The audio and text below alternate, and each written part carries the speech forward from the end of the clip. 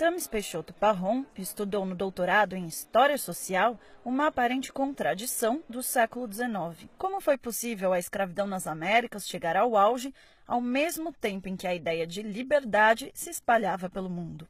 O que eu pesquisei basicamente foi como políticos e fazendeiros, empresários dos Estados Unidos, da monarquia espanhola e do Império do Brasil transformaram a escravidão negra numa poderosa instituição internacional no século XIX. O triunfo dos escravistas sobre os anti-escravistas durante uma boa parte do século XIX nasceu da combinação imprevista de pactos políticos nacionais e conjunturas econômicas globais. A história que Thames conta vai de 1787 a 1846. Com o trabalho, ganhou o prêmio Tese Destaque USP 2016 na categoria Ciências Humanas. Ele fez o doutorado sob orientação do professor Rafael Marchesi. A escravidão foi uma instituição social total. Ou seja, a escravidão permeava o conjunto da vida do Brasil, dos Estados Unidos e de Cuba, permeando todos os poros desses universos, né? E para compreender na sua completude a instituição, você tem que ter uma perspectiva que seja uma perspectiva que seja totalizante. A escravidão sustentava a produção econômica e o cotidiano das relações sociais no Brasil, em Cuba e nos Estados Unidos, principalmente nos estados do Sul.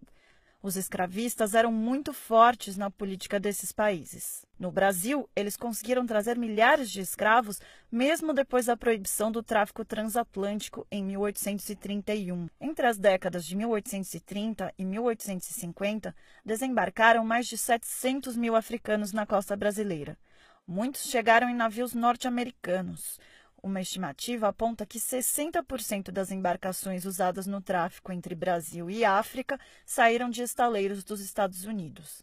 Lá, o tráfico transatlântico também havia sido proibido, então os escravistas negociavam cruzando as divisas estaduais.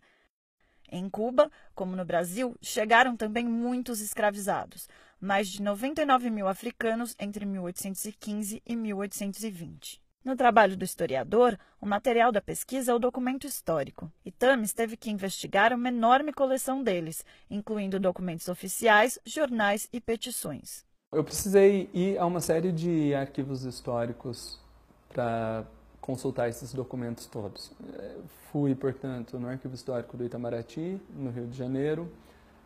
Usei documentação do Arquivo Histórico da Câmara e do Senado Federal, em Brasília.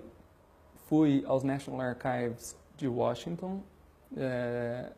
Também precisei ir ao Arquivo Nacional de Madrid, ao Arquivo Histórico de Cuba, em Havana, e aos National Archives de Londres. O resultado da investigação mostra como a integração de Estados Unidos, Brasil e Cuba acabou por formar um tipo de subsistema escravista dentro de um sistema mundial marcado pelo liberalismo. Longe de se oporem, na interpretação de Thames, os dois sistemas se alimentavam.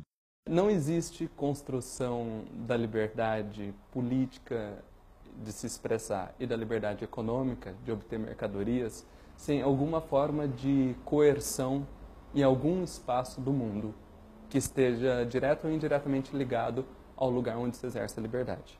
Para cada camponês na atual Alemanha comer mais ao longo do século XIX, alguém tinha que trabalhar mais em algum outro lugar do mundo que fornecesse o alimento para aquele alemão. Ou a mesma coisa para o operário inglês. Assim, a narrativa que mistura história social, política e econômica também traz contribuições para as ciências sociais e as relações internacionais.